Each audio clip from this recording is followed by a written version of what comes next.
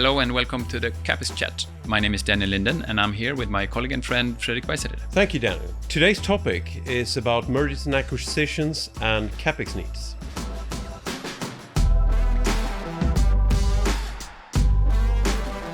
This brings us to talking a little bit about what can be done. And I think that one of the first things that needs to be done for any company, and this also, by the way, goes for when we'll talk about merger and acquisitions later, is that a company needs to understand the full investment need going forward to keep their ability to produce what they are now producing and to support the customers that they are now supporting. And it's usually bigger than what companies think. And I'm not talking about over the next 1 or 2 or 3 years. Now, remember, we're talking steel, pulp, paper, nuclear, etc. We're talking about over the next 10, 15, 20 years. How much CapEx is actually needed? And I mentioned merger and acquisitions. We've been working with a lot of companies, right after an acquisition. That is often when we come in. It's very often when we to answer the question, okay, so we acquired this. What are we going to do now? Yeah. And I think that one of the things we usually find that comes to us as a surprise is, wow, okay, we bought an EBITDA, but we also bought an investment need.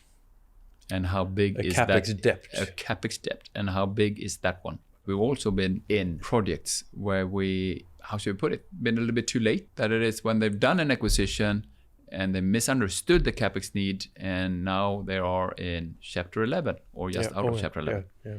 A part of the explanation is that, I remember so well when I started working, now it's many years ago, when I looked at CapEx requests from mills. I did an enormous study in a company once. I looked through so many other CapEx requests. The net present value that they, probably correctly calculated, it was explained as something that would be added to the company. Yeah. That, okay, the company is worth this. And if we now replace this asset, we calculate the net present value of $25 million or something.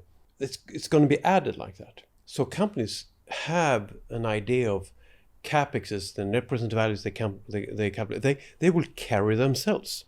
Yeah. So as long as you acquire a company, of course we have to spend money. Of course we have to spend capital into these mills that we have acquired.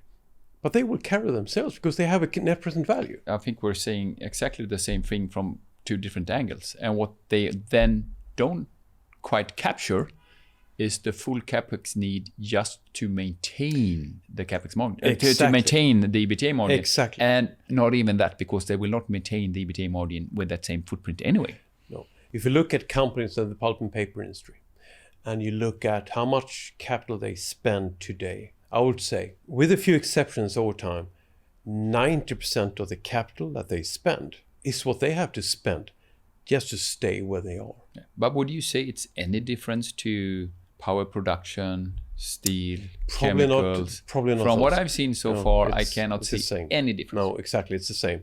And so the idea that capital projects will carry themselves is simply not true. No. They are simply there to, at best, keep what you have.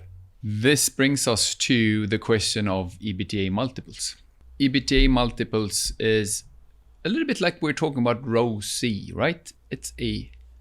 I'm going to use the word, it's a plague in the industry. The way EBITDA multiples are used to motivate the value of industrial companies just does not work. The span that is allowed for transactions is too limited. This indicator, this metric, totally disregards the CapEx need.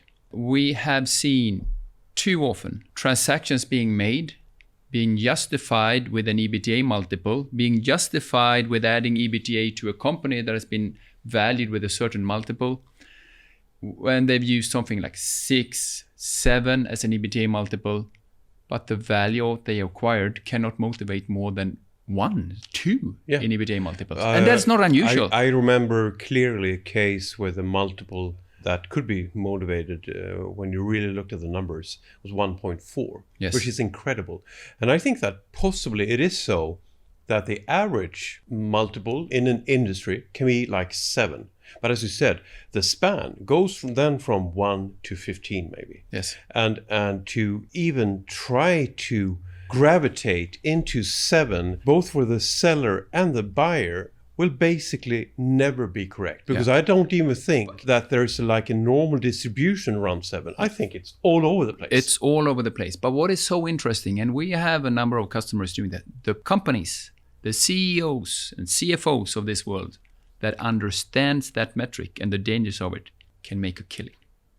They can. It's like an arbitrage. They can look for the incorrect valuations. Because it goes both ways. It goes both ways. It goes both ways. You can sell poor assets that deserve a multiple of 1.5 to somebody thinking that 7 would be okay. Yeah. And you can acquire companies or mills using 7 as sort of the key multiple when it's actually maybe worth 14. Yes.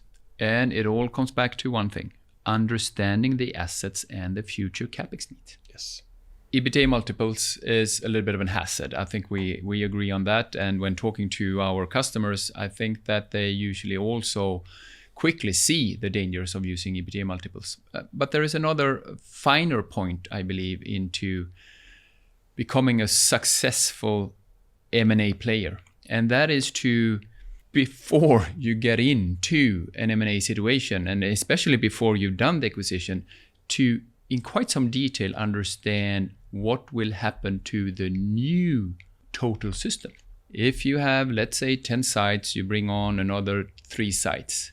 The new optimum will likely not be 13 sites running the same way. Most likely, it will be something else. And not unusually, it's something less than the 13 sites. It's not enough to understand the value of what you're buying. It's not enough to understand the value of what many people call the synergies. You need to run many, many different new full-scale business alternatives.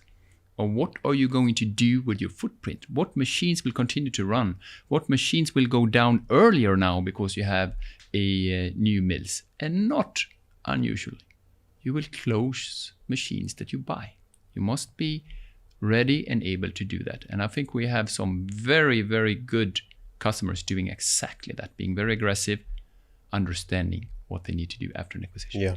Another way of explaining that is to say that the value of an acquisition is not what you see from the future cash flow from these mills, from these plants that you intend to acquire. It's your system today when it is at its best. The best you can do with that system, with that footprint, maximizing the cash flow from the way it's being run today, compared to the new footprint with also the acquired sites that you bring into that, optimized with the maximized opportunities and so on, all the opportunities that you have. And not only the traditional synergies, not only what can we do to fix costs, what can we do to our marketing budgets and things like that. Central overhead. What can you do to your sites? Yep. What happens to your asset footprint fundamentally? Yeah, of course. And that sounds like an incredible hurdle to get to that answer. But if you have a process already installed, institutionalized in your company, then you are ready to do that right away. And you can do it beforehand. Of course, with some good engineering understanding, you can do these alternatives before you even started discussions. Yeah. You should have everything set up in your company when somebody comes up with the idea, let's acquire these 3 mills. Yes. Everything should just be there. And then you add these 3 mills and you look at that and so on. And it goes the other way around also.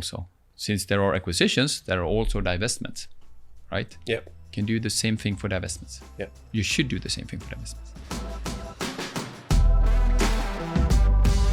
If you liked what you heard us talk about today and want to hear more about similar topics, don't forget to click subscribe or follow below. And if you liked what you heard today, press like.